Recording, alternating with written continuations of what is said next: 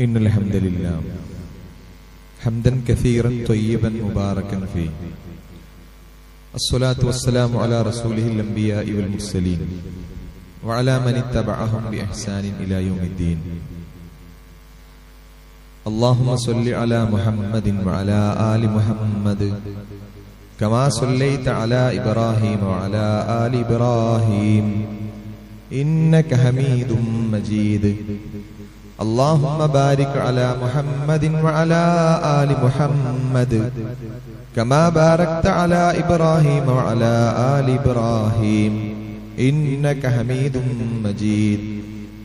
أما بعد فإن خير الكلام كلام الله وخير السنن سنن محمد صلى الله عليه وسلم وشر الأمور محدثاتها وكل محدثة بدعة وكل بدعة ضلالة.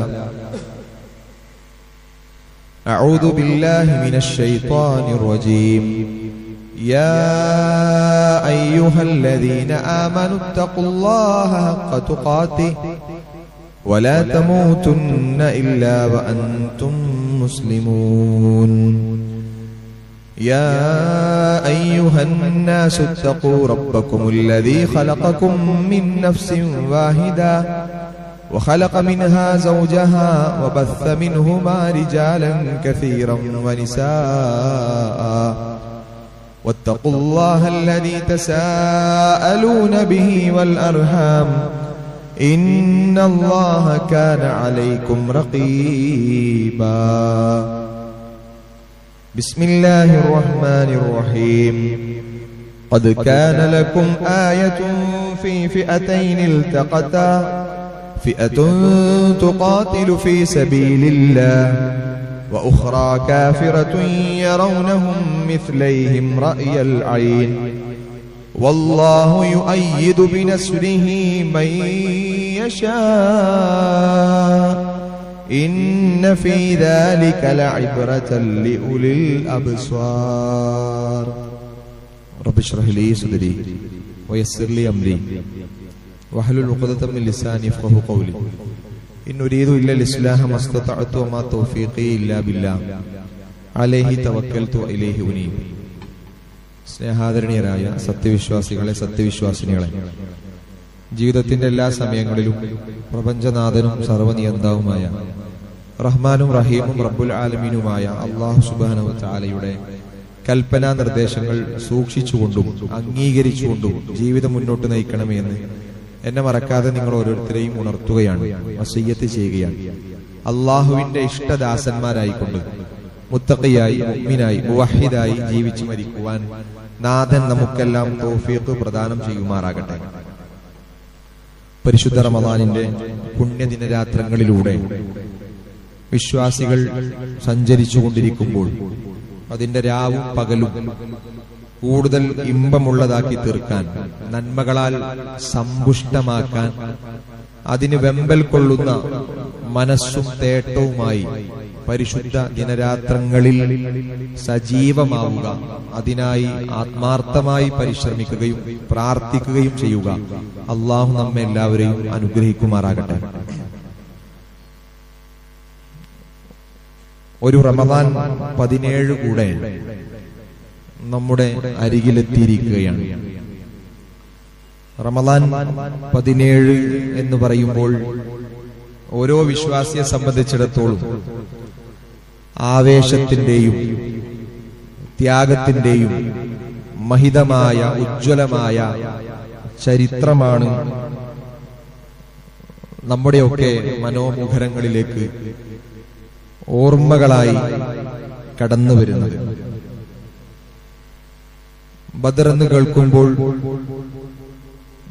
ഒരു വേള വലിയ സമാധാനത്തിന്റെയും ആവേശോജ്ജലമായിട്ടുള്ള ഐതിഹാസികമായിട്ടുള്ള ഒരു ചരിത്രത്തിന്റെയും മണ്ണിന്റെയും ഒക്കെ പേരാണ് ബദർ എന്നുള്ളത് നമുക്ക് മനസ്സിലാവും. സത്യവും അസത്യവും വ്യവച്ഛേദിച്ച ദിവസം, യൗമുൽ ഫുർഖാൻ. നന്മയും തിന്മയും വേർതിരിഞ്ഞ ദിവസം എന്നൊക്കെയാണ് ഖുർആൻ അതിനെ വിശേഷിപ്പിച്ചിരിക്കുന്നത്.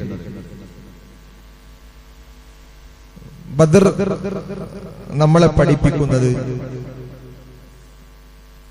തവക്കുലിന്റെ, അർപ്പണബോധത്തിന്റെ ചരിത്രമാണ്. അതോടൊപ്പം തന്നെ വിശ്വാസത്തിന്റെ വിശുദ്ധിയെ സംബന്ധിച്ച വലിയ പാഠമാണ് ബദർ നമുക്ക് പകർന്നു നൽകുന്നത്. തീർന്നില്ല, നല്ല ഈമാൻ ഉള്ളവർക്ക് അള്ളാഹുവിൽ അത്ര വലിയ തവക്കുൽ സാധ്യമാവുകയുള്ളൂ എന്ന സന്ദേശം കൂടെയാണ് ബദർ വിശ്വാസികൾക്ക് നൽകുന്നത് എന്ന്. സൂറത്തു അൻഫാലിന്റെ 2-ാമത്തെ വചനം മുഅ്മിനുകളുടെ ഒരു ഗുണമായി അല്ലാഹു സുബ്ഹാനഹു വ തആല പറയുന്നത്, ഇന്നമൽ മുഅ്മിനൂന അല്ലദീന ഇദാ ദുകിറല്ലാഹു വജിലത് ഖുലൂബുഹും വഇദാ തുലിയത് അലൈഹിം ആയാതുഹു സാദതുഹും ഈമാന വഅലാ റബ്ബിഹിം യതവക്കലൂൻ എന്നുള്ളതാണ്. നിശ്ചയമായും സത്യവിശ്വാസികൾ അല്ലാഹുവെ പറ്റി ഓർമ്മിക്കപ്പെട്ടാൽ അവരുടെ ഹൃദയങ്ങൾ നടുങ്ങുകയും അല്ലാഹുവിന്റെ ആയത്തുകൾ ഓതിക്കേൾപ്പിക്കപ്പെട്ടാൽ അവരുടെ വിശ്വാസം വർദ്ധിക്കുകയും സാദത്തുഹും ഈമാന, വിശ്വാസം വർദ്ധിക്കുകയും ചെയ്യും. വഅലാ റബ്ബിഹിം യതവക്കലൂൻ, അവർ അല്ലാഹുവിൽ ഭരമേൽപ്പിക്കുന്നവരാണ്. എല്ലാം റബ്ബിനെ ഏൽപ്പിക്കുന്നവരാണ് വിശ്വാസികൾ എന്നുള്ളതാണ്. അപ്പൊ ആരിലാണ് നാം അഭയം തേടേണ്ടത്? പ്രതിസന്ധികളിൽ, പ്രയാസങ്ങളിൽ, പ്രശ്നങ്ങളിൽ, കലുഷിതമായ അന്തരീക്ഷങ്ങളിൽ അഭയം തേടേണ്ടത് വിശ്വാസികൾ അല്ലാഹുവിൽ മാത്രമായിരിക്കണമെന്നാണ്. വതവക്കൽ അലൽ ഹയ്യിൽ ലദീ ലാ യമൂത്ത്, ഖുർആൻ പറയാണ്, എന്നെന്നും ജീവിച്ചിരിക്കുന്ന, ഹയ്യായിട്ടുള്ള, ലാ യമൂത്ത്, മരിക്കാത്ത, മരണമില്ലാത്ത അല്ലാഹുവിലാണ് നമ്മൾ ഭരമേൽപ്പിക്കേണ്ടത്, നമ്മുടെ കാര്യങ്ങൾ ഏൽപ്പിക്കേണ്ടത് എന്നർത്ഥം. അപ്പൊ പ്രിയമുള്ളവരെ, വളരെ സത്യസന്ധമായി നമ്മൾ ജീവിക്കുന്ന സമൂഹത്തെ പറ്റി തന്നെ ആലോചിച്ചാൽ ഇതിന് വിഘാതമായി, ഇതിനെതിരായി ജീവിക്കുന്ന ഒരു സമൂഹം നമ്മോടൊപ്പം തന്നെ ഉണ്ട് എന്ന് നമുക്ക് മനസ്സിലാക്കാൻ കഴിയും. വലിയ പ്രയാസങ്ങളിൽ അള്ളാഹുവിനെ വിട്ട് മറ്റു മാർഗങ്ങളിലേക്ക് പോകുന്നവർ, ചെറിയ പ്രയാസങ്ങളിലും അള്ളാഹു വിട്ട് മറ്റു ധ്യാന കേന്ദ്രങ്ങളിലേക്കും ദൈവേതര സൃഷ്ടികളിലെയും അഭയം പ്രാപിക്കുന്ന, തവക്കുൽ ചെയ്യുന്ന, അവരോട് പ്രാർത്ഥിക്കുന്ന, അവരിൽ സഹായം പ്രതീക്ഷിക്കുന്ന സങ്കടകരമായ അവസ്ഥ നമുക്ക് കാണാൻ കഴിയുമെന്നാണ്. അള്ളാഹുവിന്റെ ദീനിനെ സഹായിക്കുന്ന ഒന്ന്, അള്ളാഹുവിൽ നല്ല തവക്കുൽ വേണം, അവന്റെ ദീനിൽ അടിയുറച്ചു നിൽക്കണം. അങ്ങനെ ദീനിൽ അടിയുറച്ചു നിന്നാൽ, അവനെ അങ്ങനെ സഹായിച്ചു കഴിഞ്ഞാൽ ആ റബ്ബിന്റെ സഹായം വിശ്വാസികളായ നമുക്ക് ഉണ്ടാകുമെന്നാണ്. യാ അയ്യുഹല്ലദീന ആമനു ഇൻ തൻസുറുല്ലാഹ യൻസുറുക്കും, നമുക്ക് എല്ലാവർക്കും സുപരിചിതമായിട്ടുള്ള ആയത്താണല്ലോ. നിങ്ങൾ അള്ളാഹുവിനെ സഹായിക്കുന്ന പക്ഷം അവൻ നിങ്ങളെയും സഹായിക്കും. വയുസബ്ബിത് അഖ്ദാമക്കും, നിങ്ങളുടെ കാൽപാദങ്ങളെ അവൻ അടിയുറച്ചു നിർത്തും എന്നുള്ളതാണ്. സത്യത്തിൽ ഇതാണ് നമ്മൾ ബദറിൽ കണ്ടത് എന്നുള്ളതാണ്. അംഗബലം കൊണ്ടല്ല മുസ്ലിമുകൾ അന്ന് ജയിച്ചത്, ആയുധബലം കൊണ്ടുമല്ല മുഅ്മിനുകൾ അന്ന് രക്ഷപ്പെട്ടത്. പിന്നെ എങ്ങനെയാണ് പ്രിയപ്പെട്ടവരെ, എങ്ങനെയാണ് അള്ളാഹുവിന്റെ സഹായം വിശ്വാസികൾക്ക് ഉണ്ടായത് എന്ന് ചോദിച്ചാൽ, ഞാൻ ചരിത്രം വിശദീകരിക്കണില്ല, നമുക്ക് എല്ലാവർക്കും അറിയാലോ. 313 അല്ലെങ്കിൽ 300 ചില്ലാനം സ്വഹാബിമാരും അല്ലേ, അതുപോലെ തന്നെ വളരെ കുറഞ്ഞ ആയുധങ്ങളുമുള്ള ഒരു സന്നാഹം, എങ്ങനെയാണ് അതിന്റെ എത്ര ഇരട്ടിയുള്ള ഒരു സൈന്യത്തെ അതിജയിച്ചത് എന്ന് ചോദിച്ചാൽ അത് അള്ളാഹുവിലുള്ള പ്രതീക്ഷയാണ്, തവക്കുലാണ്, വലിയ വിശ്വാസമാണ്, വിശ്വാസത്തിന്റെ വിശുദ്ധിയാണ്, കിട്ടും അല്ലെ, പ്രതീക്ഷയുള്ള വിശ്വാസമാണ് എന്നൊക്കെ നമുക്ക് അതിനെ മനസ്സിലാക്കാൻ പറ്റും. സത്യത്തിൽ ഇങ്ങനെ അള്ളാഹുവിൽ നമ്മൾക്ക് വരുന്ന എന്ത് പ്രതിസന്ധിയിലും വിശ്വാസികൾ എന്ന നിലയിൽ റബ്ബിൽ മാത്രം തവക്കുൽ ചെയ്ത് അർപ്പണബോധത്തോടുകൂടി ജീവിച്ചാൽ വലിയ വിജയം നമുക്കും സുനിശ്ചിതമാണ് എന്നാണ് ബദർ നമുക്ക് നൽകുന്ന സന്ദേശം അല്ലേ? മുഅ്മിനുകളുടെ ലീഡറായി പ്രവാചകൻ മുഹാജിറുകളെയും അൻസ്വാരികളെയും ഒക്കെ വിളിച്ചുകൊണ്ട് ഇങ്ങനെ കാര്യങ്ങൾ ചർച്ച ചെയ്ത് അവരോട് അഭിപ്രായങ്ങൾ ചോദിക്കുന്ന സമയത്ത് അവരൊക്കെ നബി സല്ലല്ലാഹു അലൈഹി വസല്ലം കൊടുക്കുന്ന ഒരു സപ്പോർട്ട് ഉണ്ട് അല്ലേ? അതൊരു ഉമ്മത്തിന്റെ കെട്ടുറപ്പിന് ഒരു തീരുമാനം എടുത്ത് മുന്നോട്ട് പോകുമ്പോൾ ആ ലീഡർക്കും അതിനെ നയിക്കുന്ന ആൾക്കും അതിന്റെ പിന്നിലുള്ളവർ എന്തുമാത്രം സപ്പോർട്ട് കൊടുക്കണം എന്നുള്ളതിന്റെ ഒരു അടയാളപ്പെടുത്തൽ കൂടെയാണ് നമുക്ക് കാണാൻ സാധിക്കുന്നത് അല്ലെ? മുഹാജിറുകൾ അൻസാറുകൾ മുഹാജിറുകൾ പറയുന്നുണ്ട് നബിയെ അല്ലെ, ഏറ്റവും പ്രബലരായിട്ടുള്ള പ്രമുഖരായിട്ടുള്ള സ്വഹാബിമാരാണ് എഴുന്നേറ്റ് ഇങ്ങനെ പറയുന്നത്, നബിയെ ഇനി ബർക്കുൽ ഖിമാദിലേക്ക് പോകണം എന്ന് പറഞ്ഞാലും ഞങ്ങൾ അത് താണ്ടി കടക്കാൻ നടന്നു പോകാൻ ഞങ്ങൾ റെഡിയാണ്. ഇനിയോ? അപ്പൊ അൻസാരികളുടെ അഭിപ്രായങ്ങൾ ചോദിക്കുമ്പോ അവര് പറയാണ്, നബിയെ ഞങ്ങളെയും കൊണ്ട് സമുദ്രത്തിലേക്ക് ഇറങ്ങാൻ നിങ്ങൾ ആവശ്യപ്പെട്ടാൽ അങ്ങനെ കടലിലേക്ക് ഇറങ്ങാനും ഞങ്ങൾ സന്നദ്ധരാണ് എന്ന് പറഞ്ഞാൽ നിങ്ങൾ നയിച്ചോളി, ഞങ്ങൾ കൂടെയുണ്ട് എന്ന വലിയ പ്രതീക്ഷയാണ് കൊടുക്കുന്നത്. നബി സല്ലല്ലാഹു അലൈഹി വസല്ലമക്ക് ഉണ്ടാകുന്ന ആത്മനിർവൃതിയും വല്ലാത്ത ധൈര്യവും അത് ചെറുതല്ല എന്നുള്ളതാണ്. അവർക്ക് വേണ്ടി നബി സല്ലല്ലാഹു അലൈഹി വസല്ലം പ്രാർത്ഥിക്കാൻ, പിന്നെ അള്ളാഹുവിനോട് തേടുകയാണ് അല്ലേ? പ്രാർത്ഥന നമുക്കൊക്കെ അറിയാലോ. ബദറിന്റെ സമയത്ത് നബി സല്ലല്ലാഹു അലൈഹി വസല്ലം തേടിയ പ്രാർത്ഥന, അല്ലാഹുമ്മ ഇന്നക ഇൻ തുഗ്ലിക് ഹാദിഹിൽ ഉസ്വാബ മിൻ അഹ്ലിൽ ഇസ്ലാം ലാ തുഅബദ ഫിൽ അർദ്. അല്ലാഹുവേ, നീ എങ്ങാനും ഈ ഒരു ചെറിയ സൈന്യത്തെ ഇപ്പോൾ ഇവിടെ ഈ ബദറിൽ വെച്ച് പരാജയപ്പെടുത്തിയാൽ, നീ പരാജയപ്പെടുത്തിയാൽ റബ്ബേ, നിന്നെ മാത്രം വിളിച്ച് പ്രാർത്ഥിച്ച് തേടി ജീവിക്കുന്ന കരകളഞ്ഞ വിശ്വാസികൾ പിന്നെ ഈ ദുനിയാവിൽ അവശേഷിക്കൂല റബ്ബേ. എന്തൊരു ഇഖ്ലാസുള്ള പ്രാർത്ഥനയാണ്, എത്ര നിഷ്കളങ്കമായ പ്രാർത്ഥനയാണ്. ആകെയുള്ള കുറച്ച് മുസ്ലിങ്ങൾ റബ്ബേ ഞങ്ങൾ വലിയൊരു സൈന്യത്തെ അല്ലേ അവരോട് യുദ്ധത്തിന് പോവുകയാണ്. ആ യുദ്ധത്തിന്റെ സമയം, ആ യുദ്ധത്തിന്റെ പശ്ചാത്തലം അല്ല എന്നൊക്കെ നമുക്ക് അറിയാം. ഏതായാലും ആ നേരിടുന്ന സമയത്ത് നബിയുടെ പ്രാർത്ഥനയാണ് പ്രിയപ്പെട്ടവരെ, അല്ലാഹ് ഈ ഒരു കൊച്ചു സൈന്യത്തെ നീ പരാജയപ്പെടുത്തരുത്.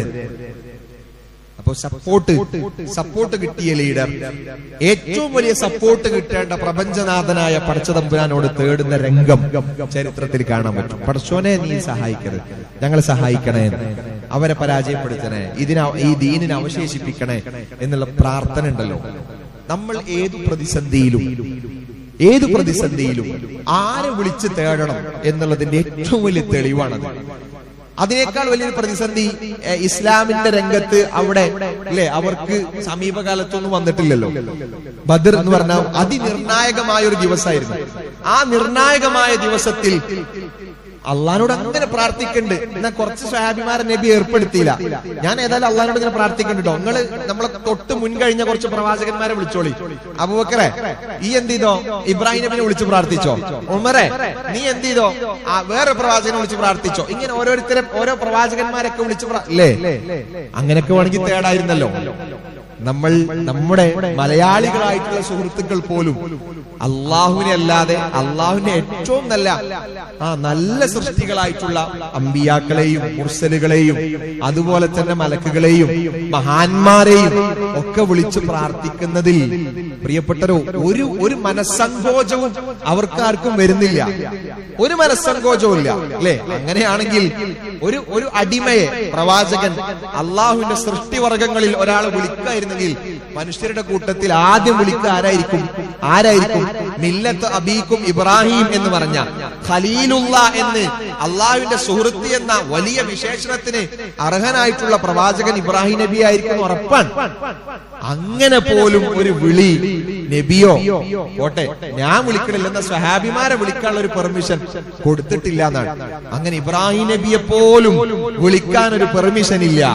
പിൽക്കാലത്ത് മുഹമ്മദ് നബിയെ വിളിക്കാനുള്ള ഒരു പെർമിഷൻ നബി മൗനാനുവാദം പോലും നൽകിയിട്ടില്ല.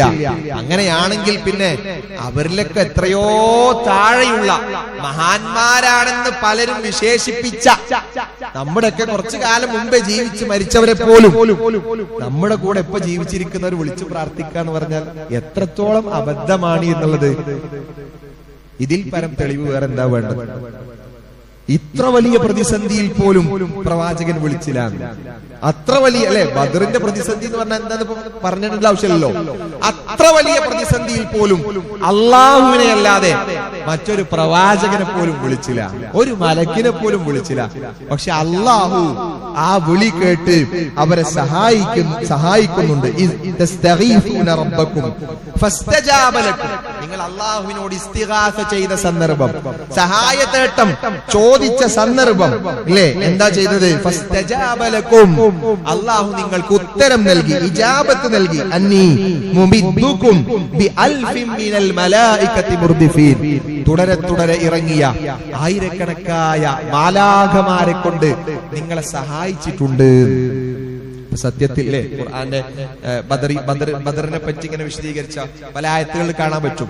നിങ്ങൾ എറിഞ്ഞപ്പോ ഇത് റമൈത വലാകിൻ, അല്ലേ, നിങ്ങളല്ല എറിഞ്ഞത്, മലക്കുകളുടെ സഹായം അവിടെ ഉണ്ടായിരുന്നു എന്നാണ്. മലക്കുകളാണ് നിങ്ങളുടെ കൂടെ നിന്നുകൊണ്ട് യുദ്ധം നടത്തിയത്, യുദ്ധം ലീഡ് ചെയ്തത്, അതിനെ നയിച്ചത് എന്നുള്ളത് കാണാൻ പറ്റൂ. അല്ലാതെ നിങ്ങൾ 300 ആളുകൾ 300 ആളുകൾ മാത്രമല്ല, അള്ളാഹുവിന്റെ സഹായം വിചാരിക്കാത്ത രൂപത്തിൽ നിങ്ങൾക്ക് കിട്ടും. എങ്ങനെയാണെങ്കിൽ നിങ്ങൾ അള്ളാഹുവിനെ സഹായിച്ചാൽ, ഈ ദീനിനെ സഹായിച്ചാൽ, നല്ല തവക്കുലോടെ നിന്നാൽ, പ്രതീക്ഷയുള്ള വിശ്വാസവുമായി ദീനിൽ അടിയുറച്ചു നിന്നാൽ, നമ്മൾ വിചാരിക്കാത്ത രൂപത്തിൽ റബ്ബിന്റെ സഹായം ഉണ്ടാവുന്നതാണ്. അവിടെ ഒരിക്കലും അവര് വിചാരിക്കണില്ലല്ലോ. ഉണ്ടോ? പ്രവാചകരോ സ്വഹാബത്തോ ആദ്യം വിചാരിക്കുന്നുണ്ടോ എന്തായാലും നമുക്ക് ധൈര്യത്തോടെ പോകാം, അള്ളാഹ് മലക്കുകൾ ഇറക്കിയിട്ട് നമ്മളെ സഹായിക്കുന്നു ഉറപ്പിച്ചിട്ടല്ല അവർ പോണത്. അള്ളാഹ് സഹായിക്കുന്നുള്ള പ്രതീക്ഷയിലാണ് പോണത്. ആ പ്രതീക്ഷ ഉണ്ടായപ്പോ വിചാരിക്കാത്ത രൂപത്തിൽ അള്ളാഹുവിന്റെ സഹായം ഉണ്ടാവുകയാണ്. സത്യത്തിൽ നമ്മുടെ ജീവിതത്തിലും പ്രതിസന്ധികൾ ഉണ്ടാവും. ഇങ്ങനെ തന്നെയാണ് പ്രിയപ്പെട്ടവരെ.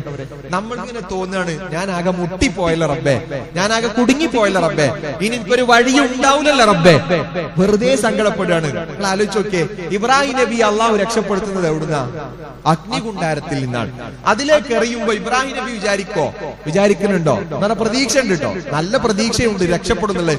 പക്ഷെ ആ തീയിന് തണുപ്പ് കൊടുത്തുകൊണ്ട്, ആ തീയിന്റെ ചൂട് മാറ്റിക്കൊണ്ട് എന്നെ രക്ഷപ്പെടുത്തുന്ന ഇബ്രാഹിം നബി വിചാരിക്കണ്ടോ? ആദ്യത്തിൽ ഇല്ലല്ലോ. ഇതാണ് നമ്മൾ വിചാരിക്കാത്ത രൂപത്തിൽ അന്ന് രക്ഷപ്പെടുത്തുന്നു പറഞ്ഞതിന്റെ അർത്ഥം. യൂനുസ് നബി മത്സ്യത്തിന്റെ വയറ്റിൽ അകപ്പെടുമ്പോ യൂനുസ് നബി രക്ഷപ്പെടണമെന്ന് ആഗ്രഹിക്കുന്നുണ്ട്. പക്ഷെ ആ മത്സ്യത്തിന്റെ ഉള്ളിൽ നിന്ന് എങ്ങനെ രക്ഷപ്പെടും? അല്ലേ, വിചാരിക്കാത്ത രൂപത്തിൽ അള്ളാഹുവിന്റെ സഹായമാണ്. മൂസാ നബി ആ കടലിന്റെ മുമ്പിൽ ഇങ്ങനെ നിൽക്കുന്ന സമയങ്ങൾ ആലോചിച്ച് നോക്കി, എന്താ അവിടെ വഴി? അതൊക്കെയല്ലേ ശരിക്കും വഴി മുട്ടുക എന്ന് പറഞ്ഞാൽ. ശരിക്കും വഴി അങ്ങോട്ട് മുട്ടല്ലേ, കഴിഞ്ഞില്ലേ, തീർന്നില്ലേ? പക്ഷെ അവിടെ വിചാരിക്കാത്ത രൂപത്തിലല്ലേ അള്ളാന്റെ സഹായം ഉണ്ടാവണത്. ഇവിടെയോ ബദറിലോ അങ്ങനെ തന്നെയല്ലേ? വിചാരിക്കാത്ത മലക്കിനെ ഇറക്കിയിട്ട് സഹായിക്കാം, മനുഷ്യരുടെ കൂട്ടത്തിൽ മലക്കിനെ ഇറക്കിയിട്ട് യുദ്ധത്തെ നയിക്കുക. എന്തൊരു സഹായമാണ് പ്രിയപ്പെട്ടവരെ. എന്തുകൊണ്ടാണ് ഇങ്ങനെ സഹായിച്ചത്? വിശ്വാസം അത് വിശുദ്ധമായപ്പോഴാണ്. തവക്കുൽ അത് അല്ലാഹുവിൽ മാത്രം അപാരമായ തവക്കുൽ അവർ നടത്തിയപ്പോഴാണ്. അങ്ങനെയുള്ള വിശ്വാസികളെ റബ്ബ് സഹായിക്കും, തീർച്ചയാണ്. അതിന്റെ ഉദാഹരണമാണ് പ്രിയപ്പെട്ടവരെ ബദറിൽ നമുക്ക് കാണാൻ കഴിഞ്ഞത് എന്നാണ്. വലഖദ് നസറകുമുല്ലാഹു ബിബദരിൻ വഅൻതും അദില്ല, നിങ്ങൾ വളരെ ദുർബലരായിരുന്ന സമയത്ത് പോലും അല്ലാഹു ബദറിൽ വെച്ചുകൊണ്ട് നിങ്ങളെ സഹായിച്ചിട്ടുണ്ട്. അതുകൊണ്ട് എന്ത് ചെയ്യണം? ഫത്തഖുല്ലാഹ്, നിങ്ങൾ അല്ലാഹുവിനെ സൂക്ഷിച്ചുകൊണ്ട് തന്നെ ജീവിക്കണം കേട്ടോ. ലഅല്ലകും തശ്കുറൂൻ, നിങ്ങൾ നന്ദി കാണിക്കാൻ വേണ്ടിയാണത്. എന്താ? വഖാല റബ്ബുകും ഉദ്ഉനി, ബദറിൽ മാത്രമല്ല നമുക്കൊക്കെ ഉള്ള പാഠം അതാണ് പ്രിയപ്പെട്ടവരെ. ഇലാ യൗമിൽ ഖിയാമ, ഖിയാമത്ത് നാൾ വരെയുള്ള മുസ്ലിങ്ങൾക്കുള്ള ഏറ്റവും വലിയ ഗുണപാഠം എന്ന് പറഞ്ഞാൽ വഖാല റബ്ബുകും ഉദ്ഉനി, നിങ്ങളുടെ രക്ഷിതാവ് നിങ്ങളോട് പറഞ്ഞിട്ടുണ്ട്, നിങ്ങൾ എന്നോട് പ്രാർത്ഥിച്ചു കൊള്ളുക. അസ്തജിബ് ലക്കും, ഞാൻ നിങ്ങൾക്ക് ഉത്തരം നൽകാമെന്ന് തന്നെയാണ്. ചില പ്രാർത്ഥന ഞാൻ കേൾക്കൂല, ഉത്തരം നൽകൂല എന്ന് പറഞ്ഞിട്ടില്ല. ഉത്തരം നൽകുന്ന വിവിധ രീതികൾ പ്രവാചകൻ മുഹമ്മദ് മുസ്തഫ സല്ലല്ലാഹു അലൈഹി വസല്ലം പഠിപ്പിച്ചിട്ടുണ്ട്. പക്ഷേ ഞാൻ കേൾക്കൂല, ഞാൻ മൈൻഡ് ചെയ്യൂല എന്ന് അല്ലാഹ് പറഞ്ഞിട്ടില്ല. ഒരു പ്രാർത്ഥന പോലും വേസ്റ്റ് ആയി പോകണില്ല എന്നർത്ഥം. നിങ്ങളുടെ പ്രാർത്ഥനയ്ക്ക് മുഴുവൻ ഞാൻ ഉത്തരം നൽകും എന്ന് തന്നെയാണ്. ഇനി ആരാണോ എന്നോട് പ്രാർത്ഥിക്കാതെ ആരാധിക്കാതെ അഹന്ത കാണിച്ചുകൊണ്ട് നടക്കുന്നത്, അവൻ സയദ്ഖുലൂന ജഹന്നമ ദാഖിരീൻ, നിന്ദ്യരായിക്കൊണ്ട് അവൻ നരകതീയിൽ പ്രവേശിക്കുമെന്നാണ് സൂറത്തു ഗാഫിറിന്റെ 60-ാമത്തെ വചനത്തിലൂടെ പഠിപ്പിക്കുന്ന പ്രിയപ്പെട്ടവരെ. അതുകൊണ്ട് വിശ്വാസികളായ നമ്മൾ മനസ്സിലാക്കേണ്ടത്, എനിക്ക് ജീവിതത്തിൽ എന്ത് പ്രതിസന്ധിയും പ്രയാസവും ബുദ്ധിമുട്ടൊക്കെ ഉണ്ടെങ്കിലും എനിക്ക് പറയാനും എനിക്ക് സഹായം ചോദിക്കാനും ഒക്കെ ഉള്ളത് എന്റെ സ്രഷ്ടാവായിട്ടുള്ള പടച്ചതമ്പുരാൻ മാത്രമാണ്. അവനെ വിട്ടുകൊണ്ട് ബാക്കിയുള്ള റബ്ബിന്റെ അടിമകളിലേക്കും സൃഷ്ടികളിലേക്കും ഞാൻ ഒരിക്കലും പോവുകയില്ല എന്നുള്ളത് ഇസ്ലാമിന്റെ വിശ്വാസത്തിന്റെ അടിത്തറ. അത് എപ്പോഴും ക്ലിയർ അല്ലേ എന്ന് ഇടക്കിടക്ക് നമ്മൾ ഓർക്കണം, ഓർമ്മിക്കണം, ഓർമ്മിപ്പിക്കുകയും വേണം. നമ്മുടെ മക്കളെ, നമ്മുടെ കുടുംബത്തെ, നമ്മുടെ അയൽപക്കത്തെ, നമ്മളെ ചുറ്റിപ്പറ്റി ജീവിക്കുന്നവരെ വിശ്വാസത്തിൽ നിന്ന് പിഴച്ചു പോകാൻ പ്രിയപ്പെട്ടവരെ അനുവദിക്കരുത്. അതാണ് ശിർക്ക് ഒരു ഉറുമ്പരിച്ചു വരുന്നത് പോലെ നമ്മുടെ ജീവിതത്തിൽ കടന്നുകൂടുന്നു പറഞ്ഞത്.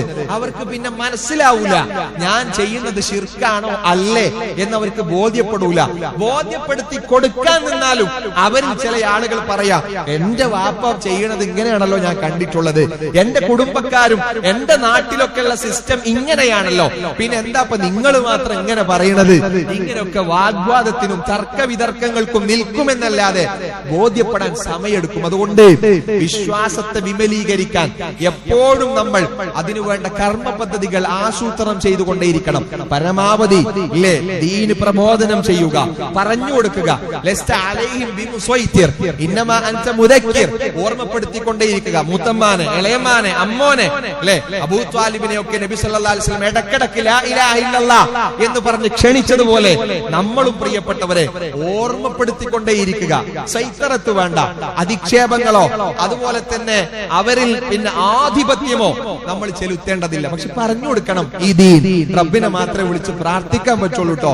ലാ ഇലാഹ ഇല്ലല്ലാഹയുടെ പൊരുൾ, ബദറിന്റെ സന്ദേശം അത് റമദാൻ 17 വരുമ്പോ മാത്രമല്ല, അല്ലാത്ത സമയത്തും ഇത് പ്രബോധനം ചെയ്യുക എന്നുള്ളത് മുസ്ലിമിന്റെ ബാധ്യതയാണ്. നമുക്ക് പ്രതിസന്ധി ഉണ്ടായാൽ അത് നീക്കിത്തരാൻ കഴിവുള്ളവൻ അള്ളയാണ്. നമുക്ക് എന്തെങ്കിലും സഹായം നൽകാൻ അതിനും കഴിവുള്ളവൻ അള്ളയാണ്. പരിശുദ്ധ ഖുർആൻ നമ്മളെ ഓർമ്മപ്പെടുത്തിയല്ലോ. സൂറത്ത് യൂനുസ് 107-ാമത്തെ വചനം, യംസസ്കല്ലാഹു ബിദുർരിൻ ഫലാ കാശിഫ ലഹു ഇല്ലാ ഹു വഇൻ യുരിദക ബിഖൈറിൻ ഫലാ റാദ്ദ ലിഫദ്ലിഹി. എത്ര സുന്ദരമായിട്ടാണ് പടച്ചോൻ പറയുന്നത്. നിങ്ങൾക്കൊരു നന്മ അള്ളാഹു ഉദ്ദേശിച്ചിട്ടുണ്ടെങ്കിൽ അതിനെ തടയാൻ ലോകത്തൊരാൾക്കും കഴിയൂലട്ടോ. നിങ്ങൾക്കൊരു പ്രയാസം, ഒരു പരീക്ഷണമായി അള്ളാഹു ഉദ്ദേശിച്ചിട്ടുണ്ടെങ്കിൽ ലോകം മുഴുവൻ അതിനെ എതിർത്ത് തോൽപ്പിച്ചാലും നടക്കൂല. ആ പ്രതിസന്ധി സംഭവിക്കുക തന്നെ ചെയ്യും. ഒരു നന്മയും സംഭവിക്കും, അള്ളാഹു ഉദ്ദേശിച്ചതൊക്കെ നടക്കും എന്നുള്ളത് ഖുർആൻ വളരെ കൃത്യമായി നമ്മളെ പഠിപ്പിക്കുകയാണ്. അതുകൊണ്ട് ബദർ നൽകുന്ന ഏറ്റവും സുന്ദരമായിട്ടുള്ള ഈ പാഠം ഈ ദിനത്തിലും ആ ദിനത്തിലും എല്ലാ സമയത്തും നമ്മുടെ ഓർമ്മയിലും നമ്മുടെ വിശ്വാസം വിശുദ്ധമാകാനും കൂടെയുണ്ടാകണം. എപ്പോഴും നമ്മളൊക്കെ അല്ലെ അള്ളാഹുവിൽ നിന്ന് കുറച്ചൊക്കെ ഇങ്ങനെ പിന്നിലേക്ക് പോവുക, നമ്മൾ ഉദ്ദേശിച്ച കാര്യങ്ങൾ നടക്കാതെ വരുമ്പോഴാണ്. അല്ലെ ചിലതൊക്കെ നമുക്കിങ്ങനെ സന്തോഷങ്ങളും ഉല്ലാസങ്ങളും അനുഗ്രഹങ്ങളും വർഷിക്കുമ്പോൾ നമ്മളൊക്കെ അൽഹംദുലില്ലാ പറഞ്ഞ് റബ്ബിനേക്ക് ഓടിയെടുക്കും, ശുക്ർ കാണിക്കും. പ്രയാസവും പ്രതിസന്ധി ഉണ്ടാവുമ്പോ ഇടക്കിടക്കൊക്കെ കുറ്റം പറഞ്ഞുകൊണ്ട് ചിലപ്പോൾ ഒഴിഞ്ഞു മാറും. അങ്ങനെയല്ല, പ്രതിസന്ധിയും അതുപോലെ തന്നെ പ്രയാസങ്ങളും നിങ്ങൾക്കുള്ള അനുഗ്രഹങ്ങളും ഒക്കെ ദുനിയാവിൽ അല്ലെ നമ്മുടെ ജീവിതത്തിൽ അള്ളാഹു നമുക്ക് പറഞ്ഞു വെച്ചതാണ്. രണ്ടും സംഭവിക്കും. രണ്ടും ഉണ്ടാവുമ്പോ വിശ്വാസിയുടെ ഗുണം നബി സല്ലല്ലാഹു അലൈഹി വസല്ലം പറഞ്ഞല്ലോ, പിന്നെ ഇൻ അസാബത്തുഹു ളറാഅ സബറ വഇൻ അസാബത്തുഹു സറാഅ ശകറ. നന്മയും സന്തോഷവും ഉണ്ടാവുമ്പോ ശുക്ർ കാണിക്കുകയും തിന്മയും പ്രയാസവും ഒക്കെ ഉണ്ടാവുമ്പോ അവിടെ ക്ഷമിക്കാൻ കഴിയുന്നവനാണ് വിശ്വാസി. എല്ലാം അള്ളാഹുവിൽ ഏൽപ്പിക്കാനുള്ള കഴിവ്, ആ ത്വാഖത്ത് നേടിയെടുക്കാൻ കഴിയണം. അത് വല്ലാത്ത അപാരമായ തവക്കുലിന്റെ അടയാളമാണ്. അത് ആർക്കേ സാധിക്കുള്ളൂ? നല്ല ഈമാനുള്ള വിശ്വാസിക്ക് മാത്രമേ അത് കഴിയൂ എന്നാണ് ബദർ നൽകുന്ന സന്ദേശം. ആ രൂപത്തിൽ അത്തരം ക്വാളിറ്റിയുള്ള മുസ്ലിമുകളും മുഅ്മിനുകളുമായി തീരാൻ നമുക്ക് സാധിക്കണം. അല്ലാഹു അതിന് നമുക്ക് തൗഫീഖ് പ്രദാനം ചെയ്യുമാറാകട്ടെ.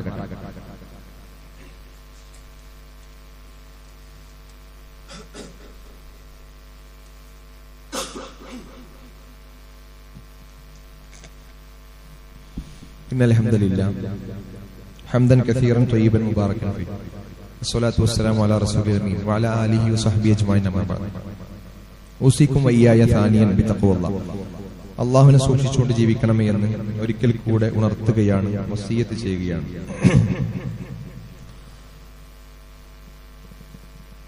ഈ റമദാൻ 17 വരുമ്പോ നമ്മുടെയൊക്കെ നാട്ടിൽ കാണാറുള്ള ഒരു സമ്പ്രദായം എന്താന്ന് വെച്ചാൽ അതിനെ ആഘോഷമാക്കി മാറ്റുക എന്നുള്ളതാണ്.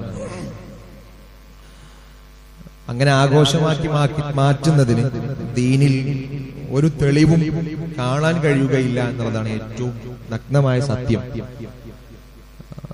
ചില മഹല്ലുകളിലൊക്കെ 10ഉം 20ഉം ചെമ്പുകളിലൊക്കെയാണ് പോത്തിനറുത്ത് ബീഫ് വരട്ടിയതും നെയ്ച്ചോറും ഒക്കെ പാചകം ചെയ്തുകൊണ്ടിരിക്കുക.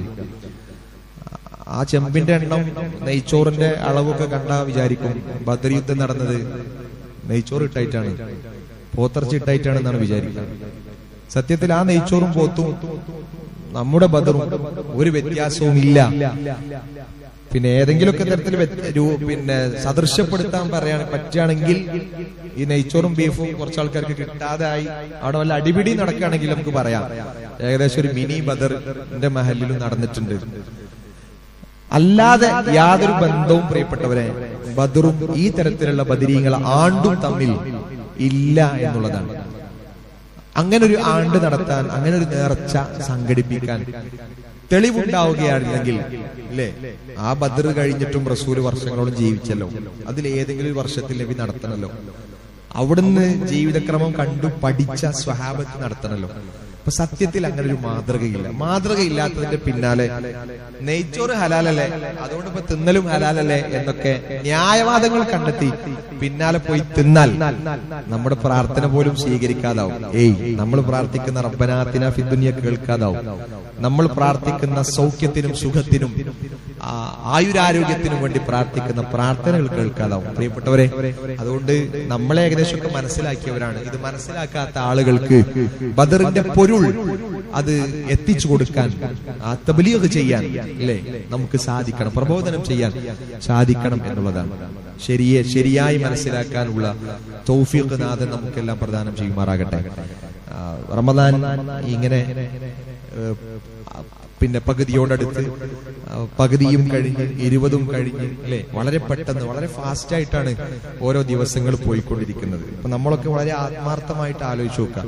മുൻ ഖുതുബകളിലൊക്കെ നമ്മൾ സൂചിപ്പിച്ച പോലെ എന്റെ നന്മയുടെ നിലവാരം എത്രയാണ്, ഞാൻ ചെയ്തുകൊണ്ടിരിക്കുന്ന അമലുകൾ എത്രയാണ്, ഞാൻ ഉദ്ദേശിച്ച പോലെയൊക്കെ ഖുർആൻ അർത്ഥസഹിതം അത് പഠിക്കാനും മനസ്സിലാക്കാനും, അതുപോലെ തന്നെ ദിക്റുകൾ കൊണ്ട് നാവിനെ നനവുള്ളതാക്കാനും, അതുപോലെ തന്നെ പ്രാർത്ഥനകൾക്ക് പ്രത്യേകം സമയം കണ്ടെത്താനും, ദാനധർമ്മങ്ങളിൽ മത്സരിക്കാനൊക്കെ പറ്റുന്നുണ്ടോ എന്ന് ആത്മാർത്ഥമായിട്ട് ആലോചിക്കാം. നമ്മളെല്ലാം ഇങ്ങനെ അവസാനത്തേക്ക് മാത്രം മാറ്റിവെക്കണ്ട അല്ലെ. എഴുത്തിക്കാഫ് എന്നുള്ളത് ഏകദേശം അവസാനത്തേക്ക് മാറ്റിവെക്കാം. അല്ലാതെ ദാനധർമ്മങ്ങൾക്കൊന്നും നമ്മൾ എപ്പോഴും അവസാനത്തേക്ക് മാറ്റിവെക്കേണ്ട ഒരു ആവശ്യമില്ല. അപ്പോഴും കൊടുക്കാം, ഇപ്പോഴും കൊടുക്കാം. ഓരോ സമയത്തും നമ്മൾ പരമാവധി പ്രിയപ്പെട്ടവരെ നൽകിക്കൊണ്ട് പുണ്യം നേടാൻ നമുക്ക് സാധിക്കണം എന്നുള്ളതാണ്. പരമാവധി എന്നെ കൊണ്ട് കഴിയുന്നതിന്റെ പരമാവധി എന്ത് ചെയ്യാം, നമ്മൾ റമദാൻ എന്ന വലിയ അവസരത്തെ അതിന് ഉപയോഗപ്പെടുത്തും. കാരണം എന്താ അറിയോ, നമ്മളൊരു ചെറിയ സംഗതി ചെയ്താൽ പോലും നമ്മൾ ഉദ്ദേശിക്കാത്തതിന്റെ അപ്പുറത്താണ് അതിന്റെ പ്രതിഫലം. ഇപ്പോ സാധാരണഗതിയിൽ ഒരു നന്മ ചെയ്താൽ തന്നെ 10 ഇരട്ടി പ്രതിഫലം എന്ന് പറഞ്ഞു അല്ലേ. ഒരു സുന്നത്തിന് ഫർളിന്റെ പ്രതിഫലം റമദാനിലെ ഒരു ഞാൻ ഒരാളെ നോക്കി പുഞ്ചിരിക്കുന്നത് സുന്നത്താണല്ലോ, അതിന് എനിക്കൊരു ഫർളെടുത്ത പ്രതിഫലം അള്ളാഹ് തരും. പിന്നെയോ നമ്മുടെ നിയത്തിനനുസരിച്ച് എത്രയോ ഇരട്ടിയാക്കി തരുന്നതാണ്. അപ്പൊ ഞാൻ ഒരു ഹർഫ് ഓതിയാൽ, ഒരു ഹർഫ് പാരായണം ചെയ്താൽ സാധാരണഗതിയിൽ തന്നെ 10 പ്രതിഫലം. അത് റമദാനിലാവുമ്പോ എത്ര ഇരട്ടിയായിട്ട് എനിക്ക് അള്ളാഹ് തരും, എന്റെ ഉദ്ദേശ ശുദ്ധിക്കനുസരിച്ച് തരൂലേ. അപ്പോ എനിക്ക് എപ്പോഴും കയ്യിൽ ഖുർആൻ ഇല്ലെങ്കിലും നമ്മൾ യാത്രയിലൊക്കെ ആകുമ്പോ ഞാൻ പഠിച്ച സൂറത്തുകളെങ്കിലും എനിക്ക് ബൈക്കിൽ ചൊല്ലിയിട്ടൊക്കെ പോവാം. ഞാൻ പഠിച്ച ദിക്റുകൾ എനിക്ക് ചൊല്ലാം. എനിക്ക് എന്തും എന്റെ റബ്ബിനോട് പ്രാർത്ഥിക്കാം. അപ്പോ സമയം എഫക്റ്റീവായിട്ട് ഉപയോഗപ്പെടുത്തുക എന്നുള്ളത്, അത് ഉച്ചയാകട്ടെ വൈകുന്നേരം ആകട്ടെ, നമ്മൾ ഉറങ്ങാൻ കിടക്കുമ്പോഴാകട്ടെ അല്ലെ. ഉറക്കത്തിൽ പറ്റൂല, പക്ഷെ ഉറങ്ങുന്ന സമയം വരെ നമുക്ക് എന്ത് പറ്റും, എത്ര ക്ഷീണിതലാണെങ്കിലും നമുക്കതിനെ ഉപയോഗപ്പെടുത്താൻ പറ്റും. ആ രൂപത്തിൽ അതാണ് നന്മയിൽ മത്സരിക്കുക എന്ന് പറഞ്ഞാൽ. അപ്പൊ ഇന്ന് നമ്മുടെ പള്ളിയിൽ നടക്കുന്ന കളക്ഷൻ ISM മെഡിക്കൽ എയ്ഡ് സെന്ററിന് വേണ്ടിയിട്ടാണ്. അതിന്റെ ജില്ലാ ഓഫീസൊക്കെ നമുക്കറിയാം, മഞ്ചേരി മദീന മസ്ജിദിനോട് ചേർന്നുകൊണ്ട് അല്ലെ, ഈ ഓക്സിജൻ കോൺസെൻട്രേറ്ററുകൾ വേണ്ടവർക്ക് അതും. സാധാരണഗതിയിൽ ഇപ്പൊ ഒരു വീട്ടിൽ ചില പാവപ്പെട്ട ആളുകൾക്കൊന്നും അത് വാങ്ങാനുള്ള ശേഷി ഉണ്ടാവില്ല. 60,000 50,000 ഒക്കെയാണ് രൂപ, അപ്പൊ അതിന്റെ പൈസ ഉണ്ടാവുക. അപ്പൊ അത് സൗജന്യമായിട്ട് കൊടുക്കുക. അതുപോലെ തന്നെ ഓരോ രോഗികൾക്ക് വേണ്ട, നമ്മൾ പാലിയേറ്റീവ് ഒക്കെ ചെയ്യുന്ന പോലെ തന്നെ അവർക്ക് വേണ്ട സഹായങ്ങൾ എത്തിക്കുക. മരുന്നുകൾ സൗജന്യമായിട്ട്, നിങ്ങൾ ആലോചിച്ച് നോക്കിയേ, ചില മരുന്നുകൾക്കൊക്കെ അല്ലെ അതൊന്നും വാങ്ങാൻ പോലും കഴിയാത്ത രോഗികളുണ്ട് നമ്മുടെ നാട്ടിലുണ്ട്. അപ്പൊ നമ്മുടെ ജില്ലയെ കേന്ദ്രീകരിച്ചുകൊണ്ട് വിവിധ ഏരിയകളിൽ അതിന്റെ സഹായങ്ങൾ എത്തിക്കൊണ്ടിരിക്കുകയാണ്. വർഷങ്ങളായിട്ട് അത് നിലനിൽക്കുന്ന ഒരു സ്ഥാപനമാണല്ലോ. നിലനിൽക്കുന്നത് നമ്മുടെ സ്വതത്തെയും ദാനധർമ്മങ്ങളിലൂടെ ഒക്കെ തന്നെയാണ്. അപ്പൊ അതിനെയും നമ്മൾ സഹായിക്കണം ഇൻഷാ അല്ലാഹ്. അടുത്ത ആഴ്ച നമ്മുടെ കെയർ ഹോമിന് വേണ്ടിയിട്ടുള്ള കളക്ഷൻ ആയിരിക്കും. വലിയൊരു സംഖ്യ അതിനു വേണ്ടിയിട്ട് നമ്മൾ കരുതി വരണമെന്ന് ഞാൻ ഈ ആഴ്ച തന്നെ ഓർമ്മപ്പെടുത്തുകയാണ്. കാരണം കെയർ ഹോം ചെയ്തുകൊണ്ടിരിക്കുന്ന സേവനങ്ങൾ നമുക്കറിയാം. പറ്റുമെങ്കിൽ നമ്മൾ കോഴിക്കോട് പോയിട്ട് ഒന്ന് സന്ദർശിക്കുന്നത് നല്ലതാണ്. കാരണം ഈ ലുക്കീമിയ ബാധിച്ച, ക്യാൻസർ ബാധിച്ച കുട്ടികളെയും വയോജനങ്ങളെയും ഒക്കെ ഒരു 5 സ്റ്റാർ ഹോട്ടൽ ഫെസിലിറ്റി എന്ന് പറഞ്ഞാൽ അതെന്തുകൊണ്ടാ വെച്ചാൽ, എന്തിനാ സ്റ്റാർ ഫെസിലിറ്റി ഒക്കെ എന്ന് ചോദിച്ചാൽ അത്രയും അണുവിമുക്തമായി, അത്രയും നീറ്റ് ആൻഡ് ക്ലീൻ ആയിട്ട് വേണം ഇങ്ങനത്തെ ആളുകളെ അവിടെ അധിവസിപ്പിക്കാൻ, അവിടെ താമസിപ്പിക്കാൻ. കാരണം ഇല്ലെങ്കിൽ അണുബാധ ഉണ്ടായിട്ട് പിന്നെയും ആ രോഗം മൂർച്ഛിക്കും. ഇപ്പൊ കീമോതെറാപ്പി കഴിഞ്ഞ ആളുകളൊക്കെ യാത്ര ചെയ്യാൻ ദൂരത്തുള്ള ആൾക്ക് പ്രയാസം. അപ്പൊ എന്ത് ചെയ്യും? മെഡിക്കൽ കോളേജിന്റെ തൊട്ടടുത്തുള്ള എല്ലാം സൗജന്യമാണ്, അവിടെ പോയിട്ട് താമസിക്കാം. അവർക്കുള്ള ഭക്ഷണം അത്രയും വളരെ ശ്രദ്ധിച്ചുകൊണ്ട് അല്ലേ, ആ കിച്ചണൊക്കെ ഒന്ന് പോയിട്ട് കാണണം. അത്ര ശ്രദ്ധയോടെ ഉള്ള പാകം ചെയ്തുകൊണ്ടുള്ള ഭക്ഷണം, അത്ര ശ്രദ്ധിച്ചുകൊണ്ടുള്ള അവർക്കുള്ള ട്രീറ്റ്മെന്റുകൾ, അങ്ങനെ ഓരോന്നോരോന്നായി ഓരോ വർഷവും തുടങ്ങിക്കൊണ്ടിരിക്കുകയാണ്. ഈ വർഷം പുതിയൊരു സംവിധാനം മറ്റൊരു ബിൽഡിങ്ങിലൊക്കെ തുടങ്ങുന്നുണ്ട്, നിറഞ്ഞു. അപ്പൊ വലിയ സഹായം അതിനും ആവശ്യമാണ് പ്രിയപ്പെട്ടവരെ. അത് അടുത്ത ആഴ്ചയാണ്. ഇന്ന് നമ്മുടെ മെഡിക്കൽ എയ്ഡ് സെന്ററിനുള്ള കളക്ഷനാണ്.